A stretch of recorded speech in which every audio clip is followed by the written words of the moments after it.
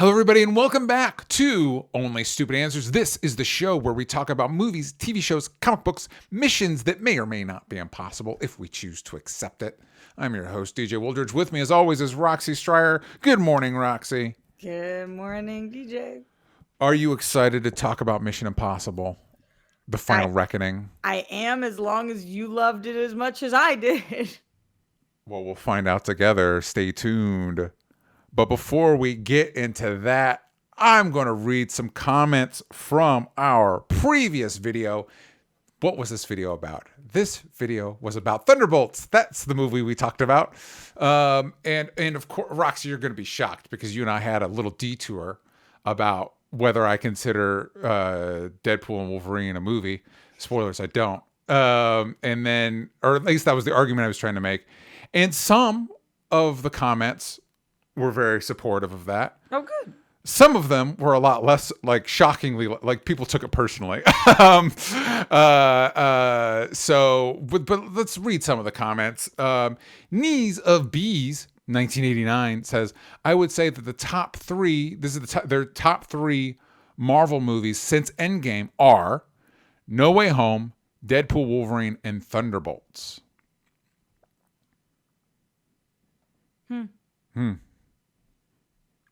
I agree with No Way Home, but I feel like for me that's mostly nostalgia. But Thunderbolt, I like Thunderbolts. I just don't know that I'd put it in the top three. We had that discussion. We don't need to relitigate it. And no Guardians. Yeah, no Guardians. That was, yeah. Or Wakanda Forever.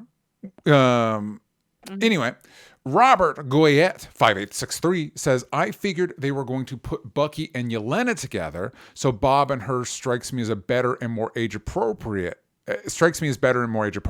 Also, hopefully, they learned from trying to put Nat Bruce together how to do it better. As the only person who really loved Ant-Man and the Wasp, I'm so glad they didn't just bury HJK. I think that's the initials of the actors. It's Hannah John Kamen. Should have looked it up. And Ghost. They didn't bury Ghost. Hopefully, she gets more to do moving forward. And it's crazy that Marvel has two actresses from the two biggest movies of last 2 weeks. How you don't greenlight a Yelena Black Widow / Kate Bishop Hawkeye movie immediately is beyond me. Wait, it was the last one? It's crazy how they have the what? What? So because just Haley. No, why am I blanking so hard right now? What are you trying to Sinners? The actress that plays Kate Bishop. Haley I don't know why. Yeah, she's in Sinners, and Sinners is one of the biggest movies of the year. And then Yelena, Florence Pugh's the biggest movie. How are they not making a they're Kate saying Bishop Yelena movie? One of them is a Marvel movie, one of them is not, but just two of the Marvel actresses are in Yes. two big movies right now. Okay. Yes. Wow, I can't believe you followed that logic. Great job, DJ. My brain just felt like it was slowly melting for a second. It's like, who's it was in a... I got it right. Yes. The middle part, though, I think I got right. It's Hannah John Kamen who played Ghost. And I'm also glad they didn't bury that character. But I also agree, and I think you agree, Roxy, that it's like we saw those two actresses, Haley Steinfeld and Florence Pugh, in Hawkeye together. And they're great, and the characters are great together. Yeah. And so it's like, yeah, that's something, you should do something with that. Yes. Knowing me, DJ, though, what do you think my favorite part of this comment was? Some lover. Oh yeah, the Bob, Yelena and Bob. I'm just saying, everybody. I'm saying is such autopilot that before you even read it again, you were like, love relationships. Yeah. Okay. Yeah. I understand, everybody. I'm just saying, be careful what you wish for. Marvel has a rocky track record with romance plots, and I'm just saying. Just be everybody be cautious about that, especially when it comes to Black Widow. Be cautious in love, DJ. I mean, you can, but I understand what you're saying. You can. You can't. I'm not necessarily saying you should. I'm just saying you can't. Exactly. Ryan Craig says, and this is from Spotify. You guys can also leave comments on Spotify that I do read. Ryan Craig says, and this is a stand-in for all the Deadpool Wolverine discourse. I look at movies and films as two sides of the same coin. A film is artistically driven, a movie is commercially driven. Both can entertain while having captivating themes, ideas, and writing that can make you ponder complex topics such as the human condition, trauma, self-reflection, and more. Movies, however, aren't obligated to adhere to all of these things. It can simply be a junket for mindless fun. Whether it's good or bad is up to you. Therefore, Deadpool Wolverine is a movie, and DJ prefers films. I appreciate what you're trying to do, Ryan Craig. However, I think I am going to stick to my guns that I personally don't consider Deadpool and Wolverine a movie. And I think I'm going to articulate this argument this way. Roxy, if you will, picture that you're visiting a friend and you've been out all day and you tell your friend, wow, I'm starving. Do you have any food? And your friend is like, yeah, I got you. I have cotton candy right here. Would you think to that response, yes, that cotton candy fits the definition. When I said I needed food, that fits what I had in my brain. I would say it's food. Yes. Okay. Yeah. By definition, it's food. I wouldn't say it fits what I had in my brain, but that's not the question really. Is it food or not food? Yeah. I don't consider cotton candy food. I consider it like empty calories. It's like basically nothing. I just looked up the definitions of both words because I started to just get curious because we debate so many times the difference between movie and film and whatever. Okay. Yeah. So according to Oxford, which is how all good speeches start. Yeah. Okay. A movie is a story or event recorded by a camera as a set of moving images and shown in a theater or on television. By that definition? By that definition, I mean, there was a discussion at the time. I can't remember who. One of these organizations determined that the best movie of the year was Twin Peaks: The Return, which was I think like a 17 episode series, and they're like that was the best movie of the year. And so by the definition you just read, people got really mad about it. But by the definition you just read, it's like that's technically true. You could say that's a movie. That's that definition. Here's the film definition. First, it gives two. One, a thin, flexible strip of plastic or other material coated with light-sensitive emulsion. Okay, blah, blah, blah. Literal film. Yeah, the film we used to run through projectors. Yeah. Two, a motion picture, a movie. Cool. Thank you. Thank you, Oxford Dictionary. Listen, to go back to the cotton candy analogy, I'm not saying that that's wrong to say. You can put cotton candy in your mouth. It gives you calories by the basic standards of what the definition of food is. It technically fits. I'm just saying for me, I'm like, I don't count cotton candy as food. I'm not saying it's bad. I'm just saying I don't count it as food. And so that, I think that is a metaphor that I would rely on to be like, I'm not saying anybody can't like Deadpool and Wolverine. I'm not saying you can define it as a movie. I'm just saying I don't. To me, it barely functions as a movie. That to me, it doesn't really fulfill even like going off what Ryan Craig said here of the distinction between like a movie and film. Like a Fast and Furious movie is in that distinction is a movie and not a film. But I think most Fast and Furious movies are more of a movie than Deadpool and Wolverine is. To me, I'm sorry, it makes people mad. We're going to move to a couple things. One, if you want scintillating discussions like this exclusive to Patreon, you can go to patreon.com/onlystupidanswers. Where you can listen to shows like What We're Into and Spider-Versity and much, much more. Also, if you missed my comic when it was on Kickstarter and you would like to pick it up, you can still do that by going to dangerboycomic.com and clicking the pre-order store link. And that'll take you to the pre-order store and you can grab a copy there. For right now, soon the shop's going to be closing down as we start wrapping up production and I start having to send stuff to the printers. What's your timeline? Do you have one? Yeah, I do. I posted it on the Kickstarter, and obviously all that stuff's fluid because there's a lot of stuff going on right now. But we should be wrapping up. The comic should be getting everybody's hands by October. So I'll be sending it to the printers a month or two before that. But we're wrapping up production now. As we speak, and so stay tuned. I'll be doing another Kickstarter update by the end of the month. So everybody stay tuned for that. Speaking of timelines, we're going to be going over a lot of news this week. I want to say it's because upfronts were this week. However, and Roxy, you could correct me on this, I believe upfronts is a TV thing And some of their stuff that dropped this week isn't TV stuff, so I don't know if it's related. Yeah, traditionally they are, but then they started those things called new fronts for streaming stuff, and now new fronts streaming is now television. So now new fronts is kind of faded, and upfronts are predominantly TV, but then there's some movie stuff. It seems like things have shifted. Yeah, interesting. Well, That would be my general non-educated takeaway of what I've seen. who knows why we're getting this stuff? At the end of the day, we don't. Sorry, gang, we don't know. But here's some of the stuff we got. One, we got a first look at. They're like, this is Nicolas Cage as SpiderMan Noir. We don't know who's in this costume, but let's say it's Nicolas Cage. We got a first look at SpiderMan Noir on the new, I think it's MGM Plus show that will also be airing on Amazon Prime.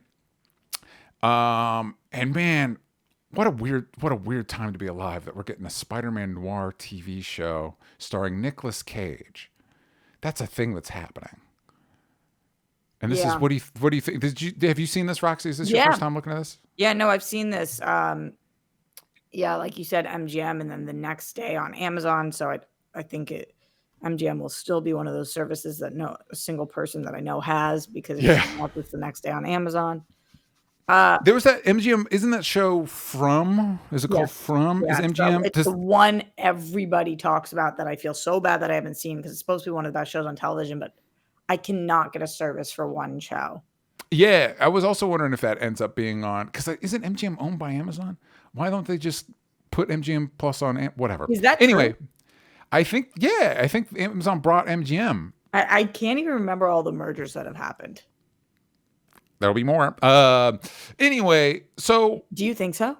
Oh yeah, I mean, listen. What are regulations?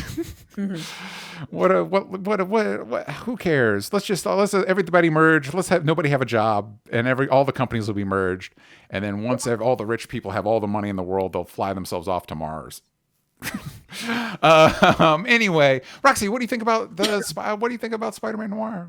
Here's what I think. This could be really cool, or we could. And Amazon tends to have the budget for things and throw a lot of money at things, which is the only way that this kind of could be cool. Yeah. But also with our movies, we are over budget and having a bajillion and one complaints from rightfully so, from the editors, from the designers, saying that they are overworked and underpaid and struggling to finish things. And they pushed the third Spider-Verse movie like 4 times after pushing the second one multiple times, which partially is due to pandemic, partially due to strikes, all of them. But so it makes me kind of curious, like, is it going to be different for the show because it's just so much less demanding, or what? But this isn't the show that I have been clamoring for. But I definitely will watch. Yeah, it's interesting. It also could be. I realized, I was like, why are we doing this? And then I was like, wait, it's Nicolas Cage as Spider-Man Noir. I've always associated this with, like, this is going to be serious. I'm like, what if it's like funny though? That could be really cool. That could actually be a really cool, fun thing if they don't take the premise too seriously. If it is like him from the movie where he's like trying to figure out the Rubik's Cube, it's like that actually could be a pretty fun. Here's another thing that tripped me up. They're like, it will be released both in black and white and in color. And I'm like, why aren't we? Every image I've seen is in black and white. Why is there an option? What do you mean you're going to release it in color? I saw that too, and I think that a lot of people feel like that's kind of wishy-washy. Like, just make an artistic choice. Yeah. But for me personally, and I understand that viewpoint, that makes perfect sense. For me personally, I kind of think it's always cool to compare things. And what I would think would be smarter for them would be, if you're trying to get people to MGM Plus, release it in color on MGM Plus and release it in black and white on Amazon. So if people want, like, or vice versa, like do something where you're driving viewers to one place versus another. But I'll probably check out both because I'm curious what it looks like in color. If you're releasing it, and I couldn't figure out if this is just the first episode or the whole show will be released the next day on Prime. What are we doing? What do we just have it? Just have it be a Prime show? What are we doing? They do this for a lot of ABC Hulu shows. Yeah, but I think that makes sense to me FX. because it's linear. You're going from a linear network to where there's ads and stuff to a streaming service, and that's something I guess because it's something we did for a long time. It makes sense to me. Whereas, as opposed to like, it's going to be on one streaming service and then the next day on another streaming service. It's like, why, what's happening? Yeah, I totally hear you, and I also think that why you feel that way is that one of those is a streaming service that literally nobody has. So Yes. Yep. the question is also kind of, why does this exist? Yeah. Just start putting From on Prime, and let's all move on with our lives.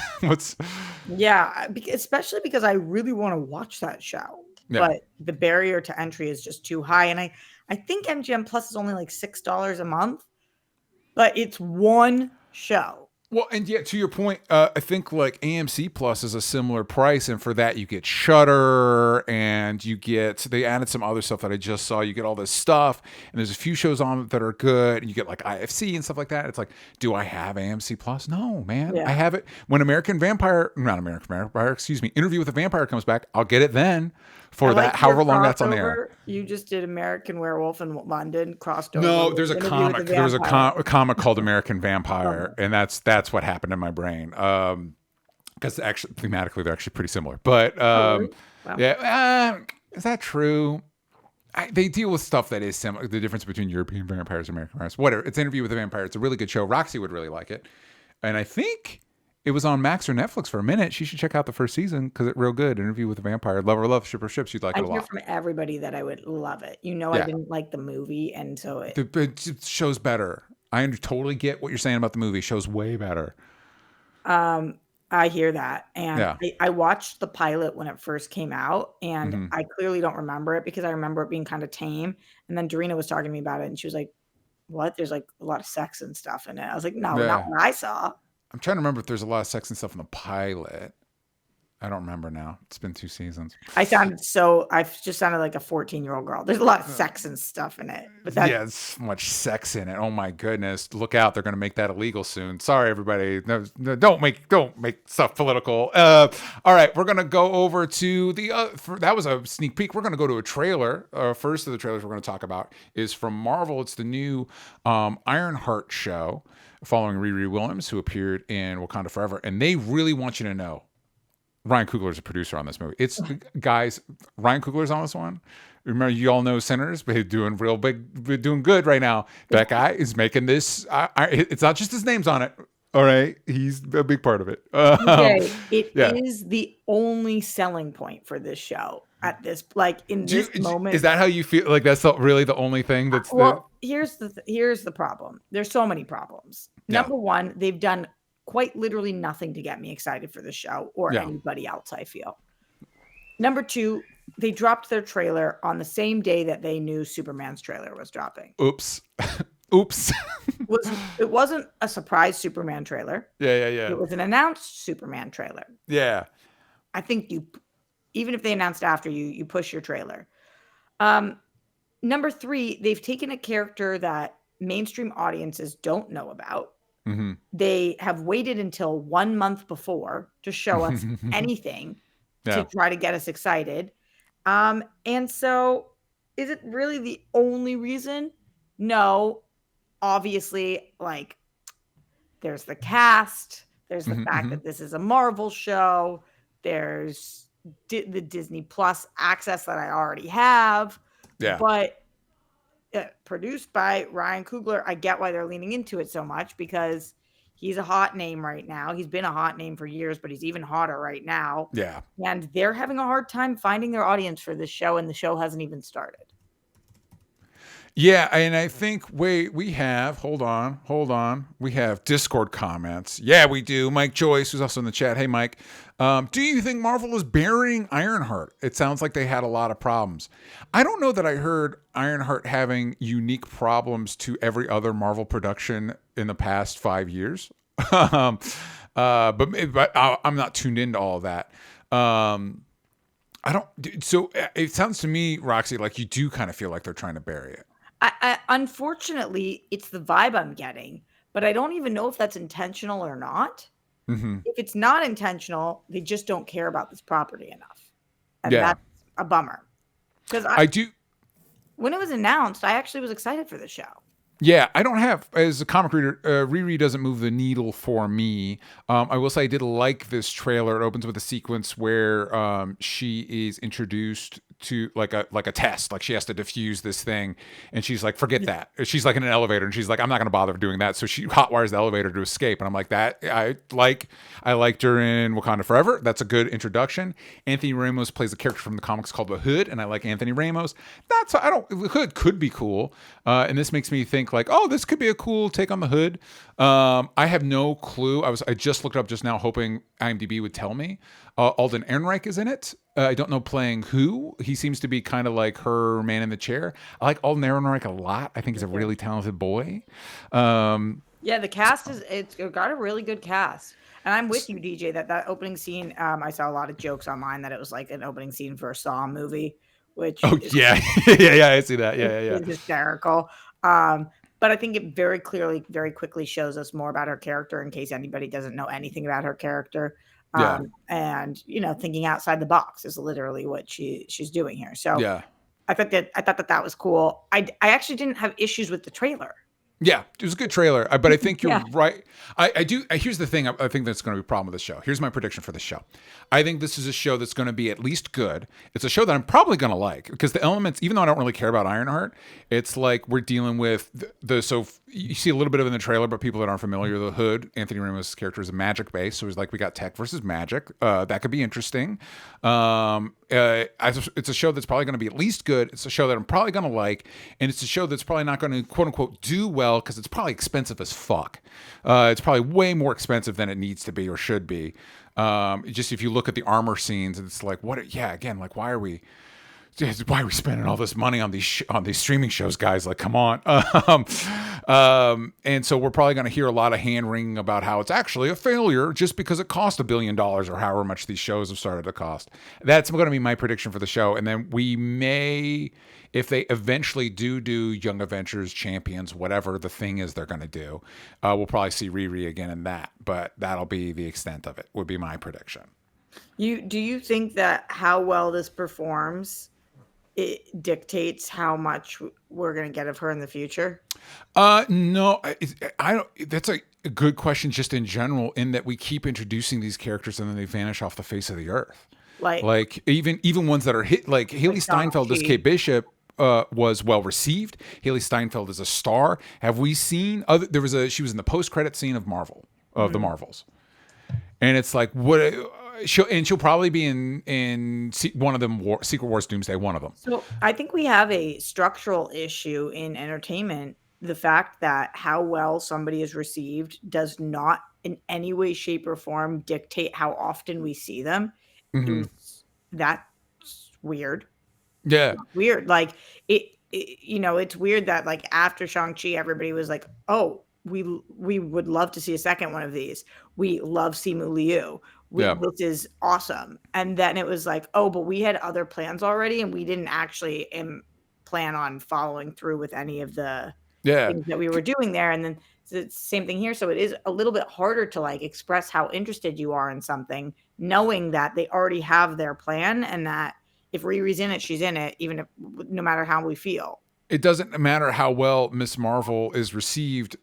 There's no plans for a second season because we're not structuring these shows like TV shows. Like we're starting to now. That's the conversation around Daredevil, that they're going to start planning in multiple seasons. But I don't know about you, Roxy. When I saw all the armor stuff in this trailer, looks really cool. But what that told me was there's not going to be a second season of this show. It's just not going to happen. Why did that tell you that? Because of the money. Same reason we didn't get a second season of The Acolyte. The Acolyte actually did really well. I know for all the hand-wringing and yelling and all that stuff, but actually, numbers-wise, it did really well. But we're not going to get a second season. How do you know that, DJ? I get super confused with this. I can't find real numbers on shows. So. Yeah, you're 100% right, but based on the information I was seeing, it was actually the best hit. And some people were like, actually, it was the second best Star Wars show. That's apparently not true, actually. It actually is. It was the second best show, second most watched show on Disney Plus when it that year. Wow. But it cost so much money. Yes. That we're not, and same with like She-Hulk, and same with all this stuff. And it's like, that's to me, maybe not as much as Ironheart doesn't necessarily look like it's going to cost as much as like She-Hulk, but like how much is she going to be in that armor? Because it doesn't look cheap. It doesn't look Mhm. cheap, and it doesn't. And so, you know, we might see her show up in one of these team ups. But again, like to your point, by the time we got to Infinity War, we'd had 3 Cap movies, 3 Iron Man movies, 3 Thor movies. And now we're entering what is the quote unquote end game for the multiverse saga. 1 Shang-Chi. We got 1 Doctor Strange sequel. We got 1 Marvel sequel. No, 1 Eternals, 1 Black Widow. Like, how are we supposed to create the same connection with these characters? Yeah, it's a good point. I also think that, you know, one of my biggest complaints about the Avengers movies was the fact that I before that, my favorite character was Wanda, and our 2 lead women Hmm. were, Black Widow and Wanda, and they Yeah. were the ones that didn't have a movie. Yeah. And then we got a Black Widow movie afterwards, and then we got WandaVision afterwards, Yeah. which I'm not saying we could have gotten WandaVision beforehand because that, like, timeline-wise, but I'm just saying that we It's saying didn't. that there wasn't something focusing on them. Yeah. Exactly, exactly. And then Um, if you really want to, the other main lady would probably be Gamora. Both Black Widow and Gamora end up in the same pit by the end of Endgame.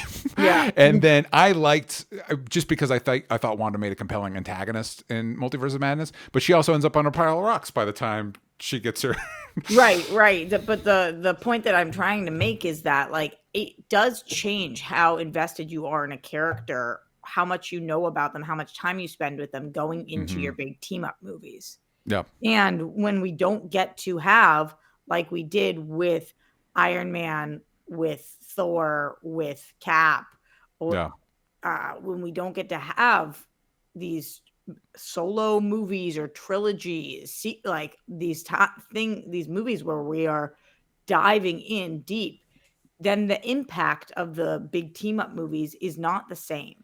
Hmm. Right now, I do feel like we have a lot of surface level knowledge of people, but there's a reason that we people are, like, seemingly more excited about Yelena than Hmm. they were about Black Widow because, like, we just got her as the lead in a movie Hmm. going into that would be excited about her in a Doomsday movie because we've Yeah. now, like, really gotten to see her a little bit more. Yeah. But if we had gone into Doomsday movie without having Thunderbolts, would we really care that much about Yelena?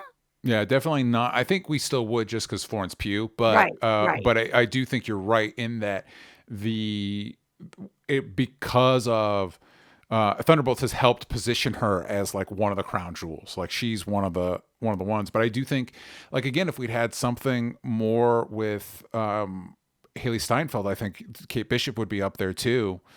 Yeah, so it's just I feel pretty confident actually from this trailer. I'm probably gonna like this show. Yeah, I think I might Um, too. yeah, Which I is the just it's weirdest part of this conversation, DJ, because, like, it does seem like burying on purpose or not, it's not that talked about, and we mhm, think we're gonna like it. I didn't actually have issues with the trailer, so it's weird that it's yeah. not a bigger conversation. But also, again, shame on you guys. It was Wednesday of Superman trailer. Like, Yeah, and we're gonna go to that right now. But I will say that you pointing that out, I'm like, huh, maybe Marvel isn't as worried about Superman as I think they should be. yeah, I don't think they see Superman as the existential threat for them that I kind of see it as. yeah. And maybe I'm wrong. Maybe I'm the one that's wrong. But I was like, yeah, I think you guys should be a little more because they're putting Fantastic Four out the same month. I'm like, I think you guys should be paying attention to what's going on with Superman. I'm so with you, DJ. Like, Yeah. why aren't you guys aware of just Superman as a character, the value that he brings, Mhm. but B, the hype around this Superman movie, and Yeah. maybe their feed is flooded with Snyder's is better, and they're Yeah. like, "See, so nothing to be worried about." Like, I have no idea, but it is strange that that it doesn't seem to be manipulating the way they move at all, and I think it should. I think it's really stupid that you're putting out your Fantastic Four movie the same month as Superman. I think that is not the right call. I think that Yeah. will actively lose you money. I think it's really strange that Superman has its first real trailer. What's a trailer? We can talk about it. Yeah. First Yeah. Yeah. real Yeah. trailer drop, and you guys are like, "But what about Ironheart?" Yeah, and you're like, what are we doing? Yeah, because to that point, one of the reasons they did Captain America: Civil War, and remember, this is at the height of the Marvel machine, is the Russos were like, they're getting ready to do a Batman Superman movie, so we need to escalate what we're doing. And that again, that was at the height of their, not necessarily the height. I guess Endgame would probably be the height, but if they're Marvel's doing well for themselves. They're coming out of Winter Soldier, they're doing great, and even then they're like dialed in to be like, all right, that's what's going on over there. And now it's like, well, our brand has never been shakier, and the hype around Superman's real. Whatever, and you're like, what do you mean, whatever? Like, don't. This isn't a whatever situation. Yeah, totally, totally. And I still think, don't get me wrong, I still think Fantastic Four is going to do well. I'm not saying it's Yeah. not going to perform. I just think the hype around it won't be as heavy because we're splitting our hype. And I don't know one person, you guys maybe correct me if I'm wrong in the chat or next week. I don't know one person who's more excited for Cap 4 than they are for Superman. Yeah. And I'm talking to a lot of people. You mean Cap 4 or Fantastic Four? Sorry. I don't know one person who's more excited for Fantastic Four than Superman. I said Cap 4. But we did just get a Cap 4. In your defense, there literally was just a Cap 4 that came out. So yeah, it was weird that that's where my brain went. Yeah. I definitely don't know anybody who's more excited for Cap 4 than. Yeah, sorry, Anthony Mackie, sorry. I actually like the movie, but I don't know anybody who's like, oh, in July, the #1 movie I am the most excited for is Fantastic Four. Yeah. I don't know anybody who said that so far. So that's going to be our transition to the new Superman trailer. And we, Roxy and I had this discussion when we were seeing Mission Impossible about like, because I reread the tweet and it was like, I'm excited to drop the full trailer. And I was like, okay, he doesn't say first. But then I was seeing a lot of discussions like, it's the first full trailer. I'm like, okay, now we're back to what is a trailer? Because I thought we got two. I thought we had two trailers. Okay, so I'm with you, DJ. So as a stickler for definitions, as we found out this episode, we have definitions of what a movie is. We have definitions of what a film is. We have definitions of what a trailer is. And I don't actually feel like anyone's on the same page about what is a trailer, what constitutes as a trailer. I think that people get to just make it up. This is a trailer. This is not a trailer. This is a teaser. Because what I used to feel was that teasers were around 30 seconds. Trailers were 2 minutes or over. And that was the timing was the difference between teaser versus trailer. Yeah. Then people started saying things like, if it has anything to do with plot, it's a trailer. And if it doesn't have to do with plot, it's a teaser. Then we saw this trailer. Yeah. And it's still not a super plot heavy trailer. Yeah. More so than the other ones, but you're right. Yeah. But it's still like character. We are learning about who Superman is in this movie. So I feel, and I guess this is an opinion, I feel that this is the second Superman trailer. Yeah, because the other one I'm thinking about was actually like a clip, right? We got the footage and then we got that clip, the crypto clip that they released. And then this, because when I think teaser, remember and they were marketing The Dark Knight and all it was the logo, and we heard Heath Ledger say some line. We didn't see him. We just heard some lines. I'm like, yeah, that's a teaser. Yeah. And this like that first one we got was a trailer, but enough of that, because I do want to talk about the trailer itself. Roxy, I've watched this trailer a lot of times, and I get emotional every time. Every time I watch it, I get emotional.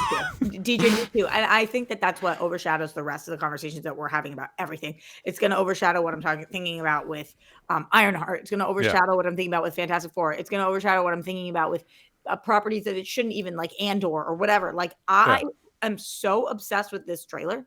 Yeah. I'm so obsessed with this trailer. The more I watch it, the more obsessed I am with it, because of the dynamic of Superman and Lois. Yeah, real good. It's real good. I mean, just so interesting. What a setup. Watching him be like, of course you're going to interview me. And then watching her do her job as a journalist and hold him accountable. And DJ, because we've been doing this for 10 years together, I've had issues with Lois in every iteration. Yep. Because I just feel like the day she meets him and realizes it's him, it's all like, Who cares about job? Who cares about this is my man. Help. Yeah. And people get on me about that all the time. Yeah. They're like, not in this iteration, this iteration. That's my feeling on the character. Uh-huh. I feel like she is like the person that's going to be like, what you did here, I know you think it's good. I know what you think you're doing is right. Is it? And it's worth questioning. Yeah. What a dynamic. Super intrigued by the two of them. And then just the way this looks. But I want to hear from you. What was your favorite part of the trailer? Well, here's the thing. I think you're 100% right. And I think I'll give this caveat. Because this caveat I tell myself. I'm like, DJ, you've been burned on Superman trailers twice now, for both Superman Returns and Man of Steel, where you saw a trailer and you're like, this is it, gang. And then you saw the movie, you're like, oh, that's not quite it. And so I'm preparing my heart because this has happened. I've been hurt before. Yeah. That said, there's just a lot of stuff that it gets right. Like the marketing for this movie is so smart because it's very intentional about the information it conveys, starting with, so that, like you said, this trailer starts with that Lois and Clark moment. And it's so cool because you think a lot about like Clark Kent, the person, and then Superman, the superhero. And this is where we get to see Lois Lane. One presumes, I don't know that that's where the relationship, but one presumes the girlfriend, and then Lois Lane, the reporter. And so she's like, okay, I'll put on my Lois Lane, the reporter hat. And he's not ready for that. And it's like, that's a really good so it shows, that tells me you're paying attention to who Lois is. Yeah. That's great. Mm-hmm. And then the stuff like where he's fighting, who knows who he's fighting in the trailer, but he gets like stomped in the ground.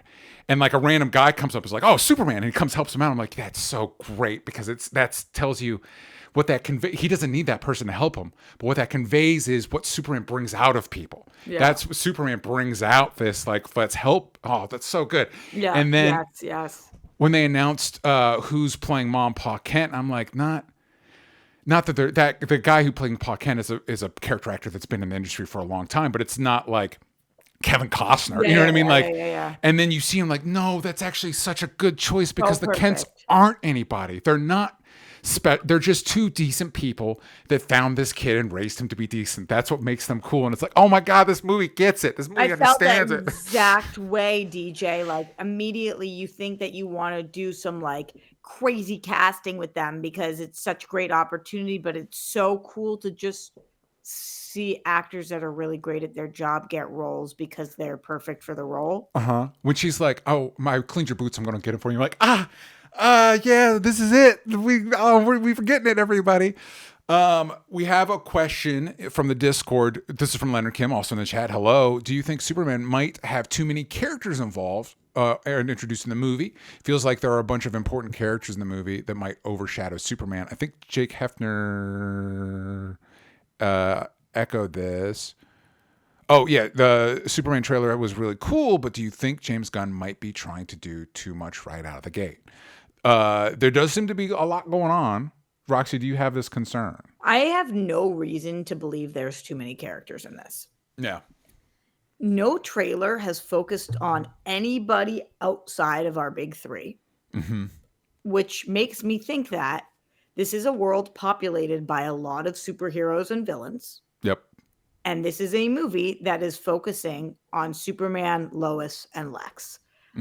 And they haven't done anything to show me other than that. That doesn't mean that we're not yes, in this world, there's Hawkgirl and there's Green Lantern and there's Jimmy Olsen and there's even people like Cat Grant, who I'm like excited to see or whatever. They're like, this is the world that we live in where we have a lot of characters, superheroes, and normal journalists, whatever. There's a lot of people.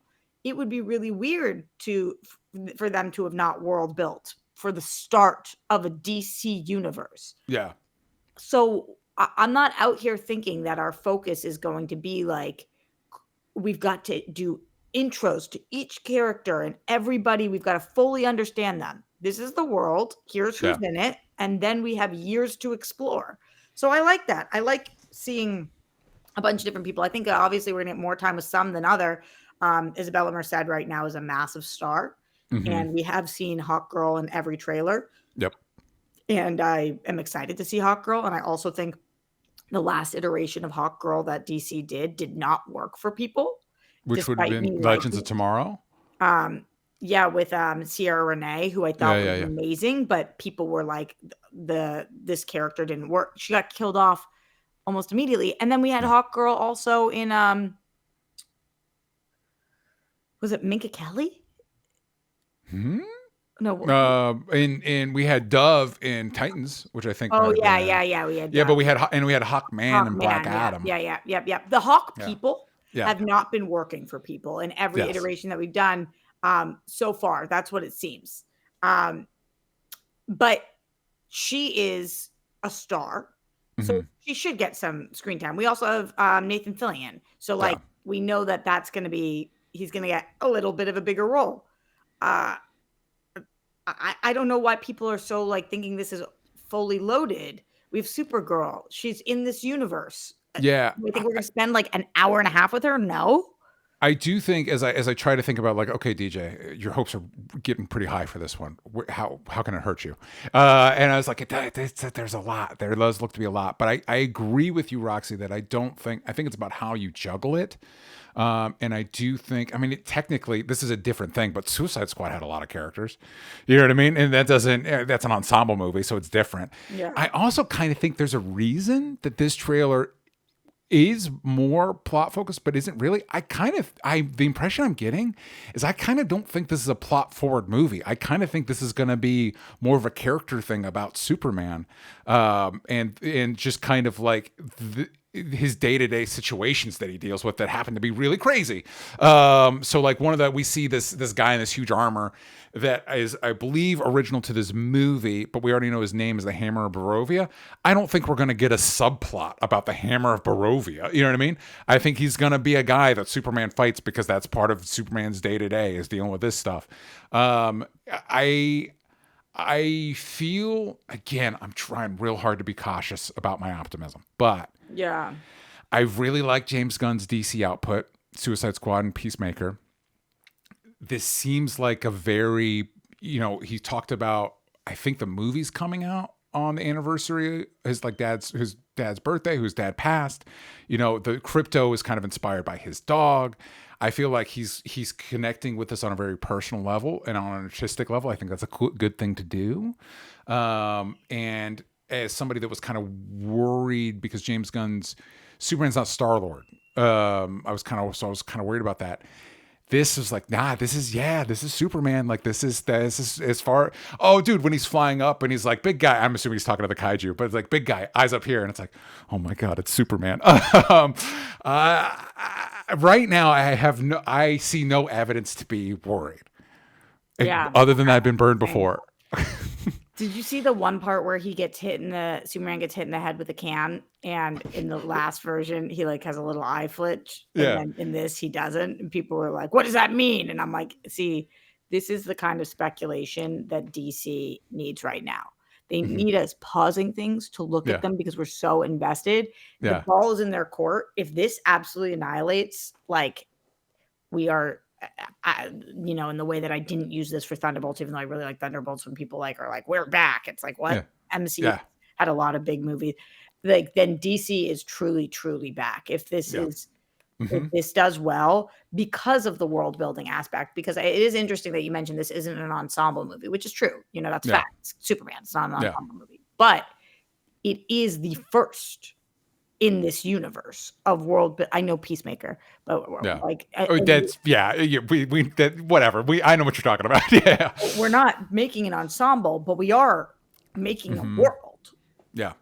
For the first time, this is the world. So that is in and of itself like a character that we haven't seen yet. This is the world. Well, and I think it all the impression I'm getting is all of this connects to how the world sees Superman. So we see in the trailer that he's getting heat for stepping into an armed conflict and whether he was supposed to do that or not. And it seems to me that the Justice League, specifically this version of the Justice League, whether they're actually called that in the movie, stands in not opposition to that, but as another facet of that conversation.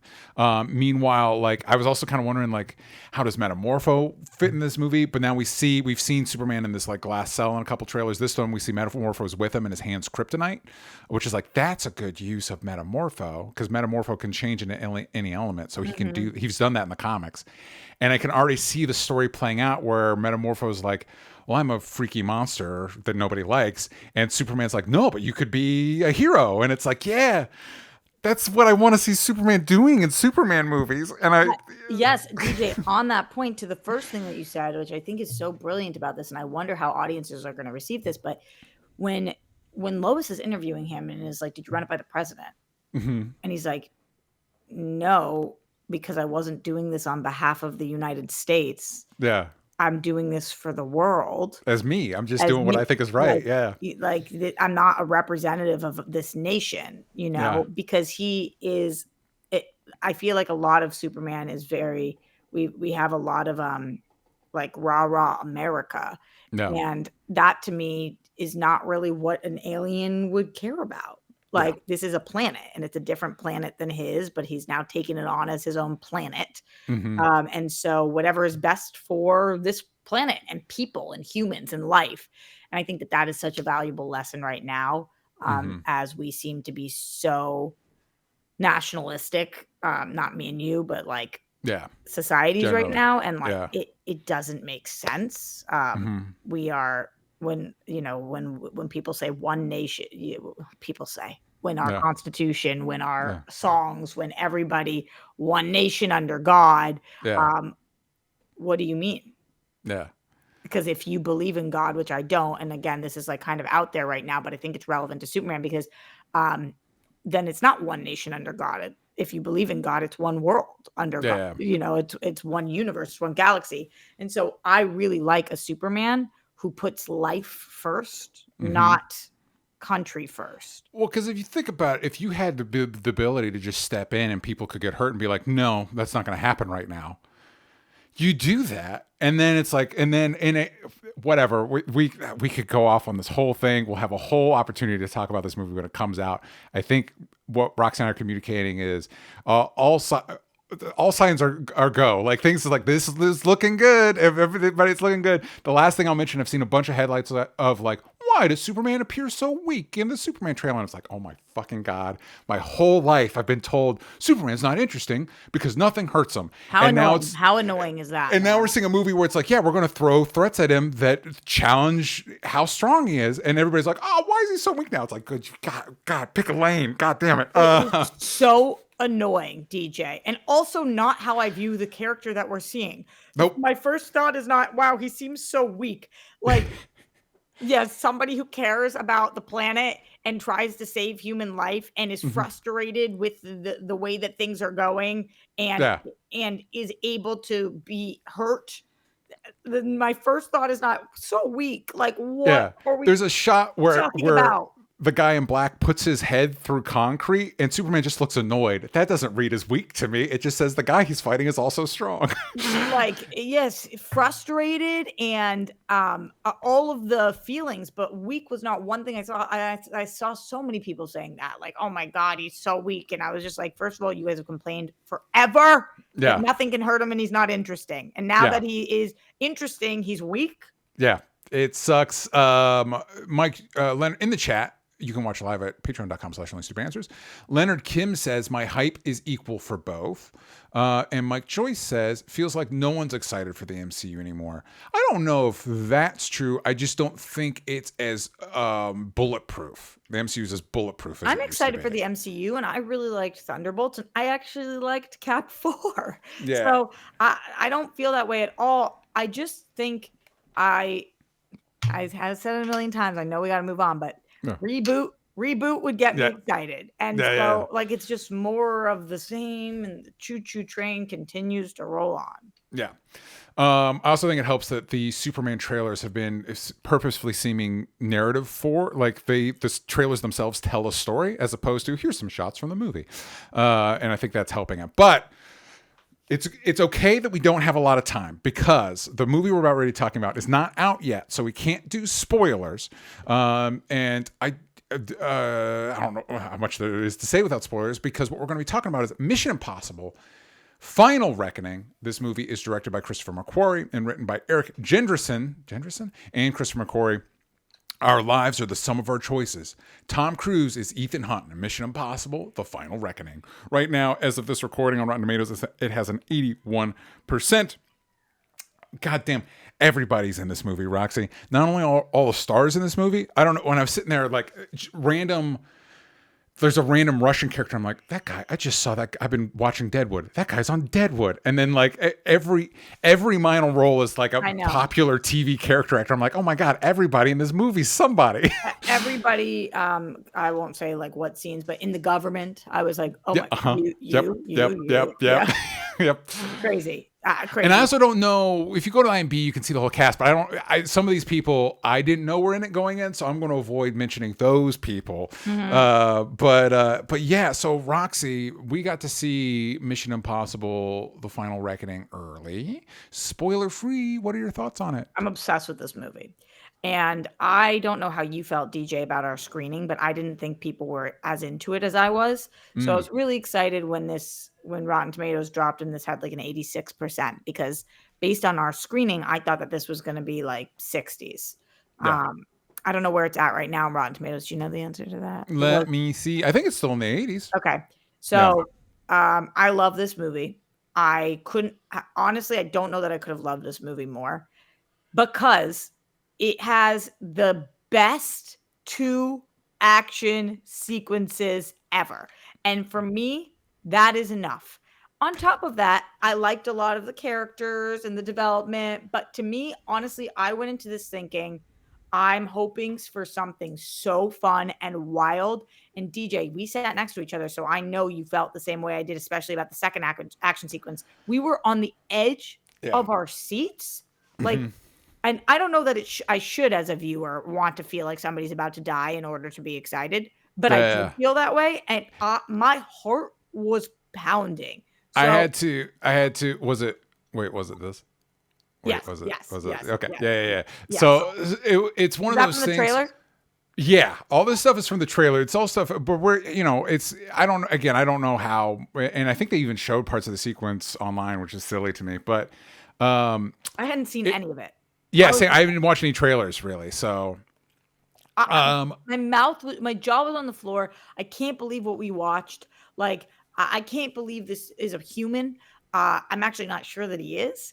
Like, this was, if you want proof there are aliens, DJ, it was this. Come on. Well, it's funny because, like you were saying, so obviously the Mission Impossible movies have become more stunt focused.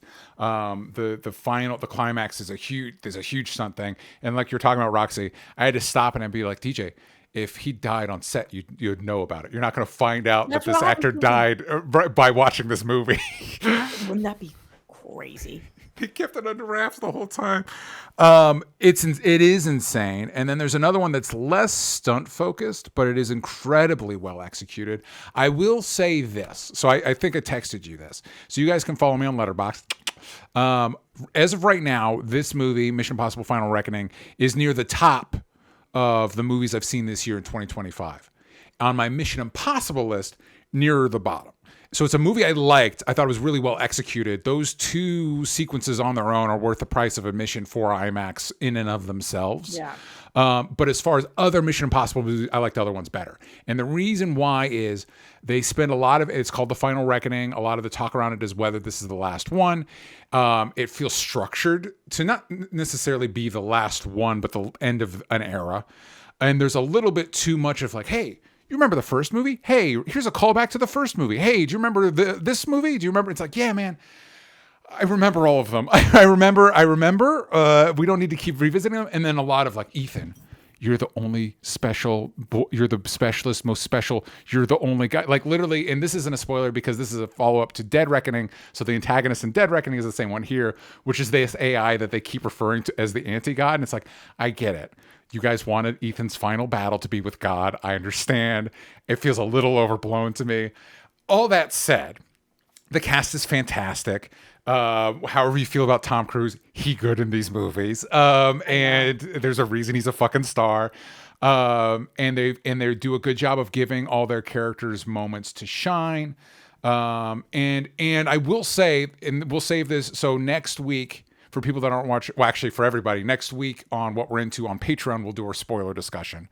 But there's a few specific circling back to earlier movies that I was like, every time, the first one, I'm like, all right, I'll give you one. Here's another one. I'm like, guys, come on. Here's a third one. Oh my God, guys, you got to stop. This is getting insane. One of them actually paid off in a way that I'm like, no, this was actually, I was against this when you first floated this in the movie. I actually think it was worth it. It actually paid off really well. I will give, I think that is such a fair perspective because you are a diehard fan. For me, who hasn't watched these movies again, I just like them all and have seen them all, but never went back to repeat. I needed every single one. I loved the flashbacks. I loved being reminded of things. I was like, oh yeah. Felt like summer camp. Like I think that was the vibe they were going with. That's a good way to describe it. Yeah. Which I get why it is for more of the casual fan. Because I was like, oh. Yeah. And if you just watch these again, or like you're a diehard, you're like, this is taking for a 3-hour movie. You could have cut out 30 minutes of this by not doing this. Yeah, that's before we were going in, we were both like, wait, is this 3 hours? It's like, I think you could cut about, you could get this down to a good 2 hours personally. By the fifth time we cut back to the knockless sequence where he's like rappelling down. It's like, yeah, this is the iconic scene. Yeah, I remember it. I was stoked to see it every time, man. This movie flew for me. I checked my phone one point during the movie, which I almost never do because I was like, trying to see how it felt like it had been 20 minutes and we were 2 hours and 15 minutes in. And I was like, oh my God, what? It trucks. The other thing I want to mention before I forget, and I feel comfortable mentioning this because he's in the trailers, but our boy from Severance, Tramel Tilman, plays a supporting role. Okay. And it's one of those, this is a guy, we should give this guy, he's not only great in Severance, he just makes interesting choices. He's one of those character actors that are like, you're making this boring, a character that on paper is boring, you're making him really interesting. He's so good in this and so different than he is in Severance. Yep. And he does just like these little facial expressions that you're like, what does that mean? It was a great casting choice. Yeah. I don't know that I would have thought of him for this role. That's why I'm not a casting director. Yeah. I was like, oh, this makes this entire sequence so much better. And I think that's actually good. You're mentioning that it makes the sequence better. I think that's because a lot of this it's very exposition heavy. Mm-hmm. Here's the thing we're dealing with, but with a lot of the casting choices and directing choices, it doesn't feel bogged down in that stuff, as bogged down as it could feel in that stuff. So even though it does feel to me, it feels a little self-congratulatory, maybe a little too nostalgic for my personal taste. It's still a really well executed movie. We mentioned the two sequences that again, we'll get into more in spoilers. But it's not just there's several action scenes that just rip. And some really good heartfelt performances. On the action thing, just before you get to the performances, I heard a lot of people say that they felt like this was the least action heavy. There was not a lot of action in this movie. I understand that. I understand that. I do think the two big ones we get, and I'm like, again, like that's worth the ticket. Those two alone are worth the ticket. We actually, I think this connects to something we got in the Discord chat. Leonard Kim, do you do the stunts one-up the stunts of Dead Reckoning? I think stunt-wise, I'm trying to remember the big stunts in Dead Reckoning. I think the big one is the dirt bike jump to the train, which is cool, but they supplement it with CG, and that makes it feel less cool when you're watching it. This one doesn't. I would say, definitely. But beyond those, there's a couple fight sequences that are pretty cool. They're pretty great. Because you showed the image, I'll just say this. I think that the biplane sequence is the best stunt in any movie I've ever seen, ever. I was on Geek History Lesson, and we were talking about Mission Impossible, and we were talking about the stunts. And I do think, while this echoes previous stunts, like the helicopter chase in Fallout, which I think is still my favorite Mission Impossible movie,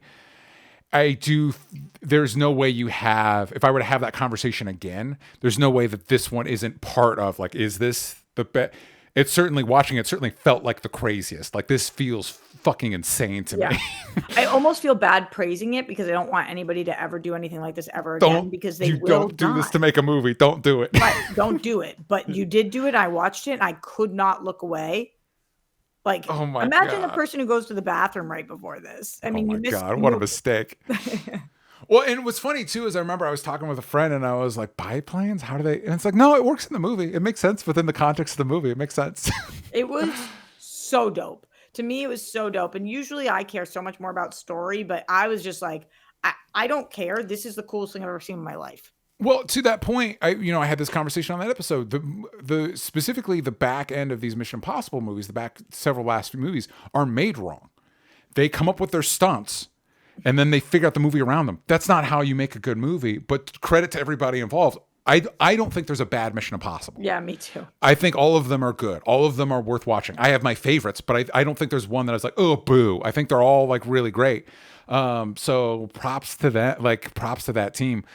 Jake Hefner asks, is The Final Reckoning a fitting send-off of the franchise? How long until you think it gets rebooted? Roxy, try to answer this question without spoilers. I think if this was the end and we never saw another one again, then I think it works as the end of the franchise. I agree. Do I think it will be the end of this franchise? I know that people who haven't seen this, there's a lot of speculation about whether Tom Cruise makes it out of this alive or not. Yeah. I think regardless of whether he makes it out alive or not, there's always ways to continue a franchise, and there's enough characters in this that you can continue one way or another. And not just enough, just to emphasize that point, not just enough characters that I care about and I'm interested in. Yeah. Right. So I don't think this will be the last that we see of the franchise. No way. Unless there's bombs, which I doubt. Right. I just highly doubt it. I don't think we're going to see another movie in a year. But I think that in the next 5 years, very likely we'll see another movie. Yeah, unless we completely abandon IPs as a society Right. entirely, which I do not see happening. This definitely feels like the end of an era. I definitely think they should rethink how they make these movies going forward, just because I don't see how you do bigger. We keep wanting to make bigger. I don't think you can. And the one thing, and just to put a button on that, is the one thing I missed in this movie is there's not a lot of like fun spy shit. There's not they don't do a lot of stuff with the masks, and they don't like make fake hallways and shit, or like sets to trick people. There's some of it, but it's like, I wouldn't mind if we went back to a little bit of that stuff, maybe become a little less stunt centric and a little more of that, or bounce it a little bit more. That might be nice. Yeah.